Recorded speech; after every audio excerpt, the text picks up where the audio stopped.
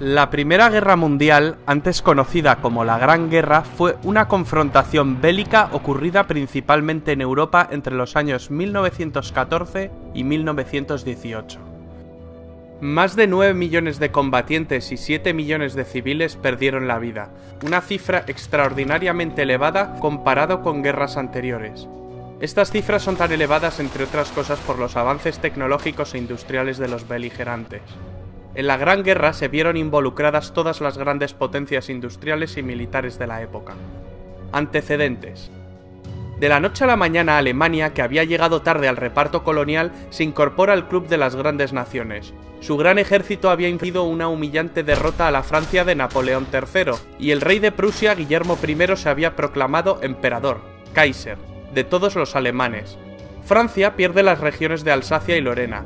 Francia e Inglaterra aparcaron sus diferencias en cuanto el gigante alemán empezó a hacerles sombra, formando la Entente Cordial, Entendimiento Cordial, en 1904, que tras la anexión de Rusia pasó a llamarse la Triple Entente.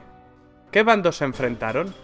Se enfrentaron dos bandos. Por un lado, la Triple Entente que acabamos de mencionar. En el otro bando tenemos la Triple Alianza, formada por las potencias centrales, el Imperio Alemán y Austria-Hungría, o Imperio Austrohúngaro. La Triple Alianza era una coalición inicialmente integrada por el Imperio Alemán y el Imperio Austrohúngaro por iniciativa del canciller Otto von Bismarck.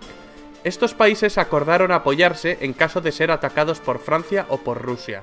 Ambas alianzas sufrieron incorporaciones. El Imperio Otomano y el Reino de Bulgaria se unieron a las potencias centrales. Italia se cambia de bando y se une al bando a la postre ganador, el de la Triple Entente. También se les unen el Imperio de Japón y Estados Unidos. ¿Cuál fue el detonante? El imperialismo y el colonialismo que venían desarrollando desde hacía décadas las potencias involucradas fue la principal causa subyacente. Pero la chispa que desató el conflicto se encendió el 28 de junio de 1914 en Sarajevo, con el asesinato del archiduque Francisco Fernando de Austria y su esposa. El asesino era un nacionalista serbio. El asesinato desató una crisis diplomática. Austria, Hungría y Alemania exigieron a Serbia la apertura de una investigación y la actuación en territorio serbio. Serbia se negó en rotundo, con el respaldo de la Rusia del zar Nicolás II. Austria-Hungría finalmente declara la guerra a Serbia. Rusia entonces sale en ayuda de Serbia. Más tarde Alemania mueve ficha y declara la guerra a Rusia y a Francia, e invade Bélgica. Inglaterra se la declara a Alemania, y así sucesivamente. De pronto, medio mundo estaba en guerra contra el otro medio. Hoy resultaría impensable la alegría que produjo en Alemania el estallido de la guerra. Los alemanes pensaron en una guerra rápida, derrotar a Francia entrando en París, invadiendo la neutral Bélgica, para en pocos meses trasladar toda su maquinaria a Rusia. Pero los franceses se resistieron. El avance armamentístico impuso una guerra muy costosa y muy larga que rápidamente se enquistó y se convirtió en una auténtica carnicería. Las líneas de trincheras apenas variaron. En esta guerra aparecieron nuevos cañones, ametralladoras, submarinos, carros de combate, aviones de combate, dirigibles, gases venenosos mortíferos como el gas mostaza. Se combatió en muchos frentes. En los Balcanes, en los Dardanelos, en Oriente Medio, en el Cáucaso, en los Alpes italianos, en África, en Extremo Oriente, en el Pacífico y en el Atlántico, aunque los principales esfuerzos se concentraron en dos frentes, el frente occidental y el frente oriental. La guerra de trincheras, en la cual los ejércitos combatientes se refugian en zanjas cavadas en el suelo, existe a partir de la revolución que supuso el uso de armas de fuego. Este tipo de guerra llega a su punto máximo de brutalidad y mortalidad en el frente occidental. En el frente oriental pusieron al mando del ejército alemán a una vieja gloria, Paul von Hindenburg. Tras sus victorias acabaría siendo el jefe del Estado Mayor con el general Ludendorff como subordinado. Ambos acabarían creando una dictadura militar dirigiendo de facto el país, marginando al Kaiser Guillermo II y al propio Parlamento alemán. Los alemanes intentaron aislar a los ingleses con sus submarinos U-Boot. Estos submarinos atacaban una y otra vez sus barcos que abastecían la isla.